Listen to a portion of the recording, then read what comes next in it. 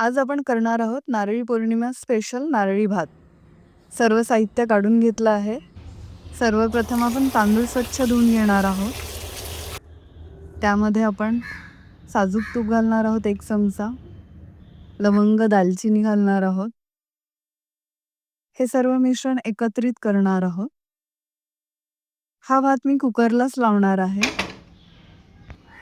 तोपर्यंत आपण नारळ खवून घेऊया। कुकरला फक्त 2 शिट्ट्या द्यायच्या आहेत। अर्धवट भात तो शिजवून घ्यायचा आहे। हा आपला नारळ खवून झालेला आहे।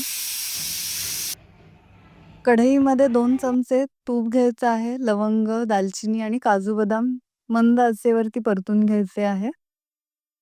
त्यानंतर खवलेला नारळ हा मंद आचेवरती परतून घ्या गुलाबी होईपर्यंत।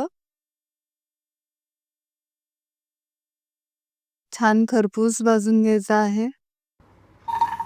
त्यानंतर त्यामध्ये गूळ घालायचा आहे। छान तो वाफवून घ्यायचा आहे।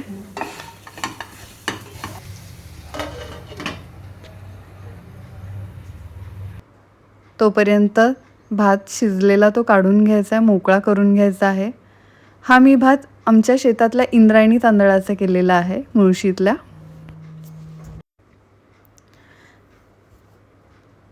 हे छान मस्तपैकी परतलंय गेलंय की नाही ते बघायचं आहे। त्यामध्ये हा मोकळा केलेला भात एकत्रित करून घ्यायचा आहे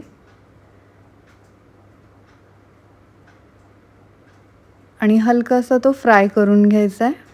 सगळं ते एकत्रित झालं पाहिजे।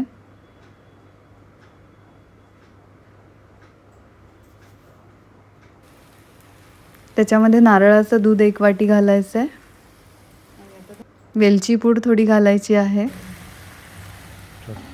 आणि 5 मिनिटासाठी वाफवून घ्यायचं आहे।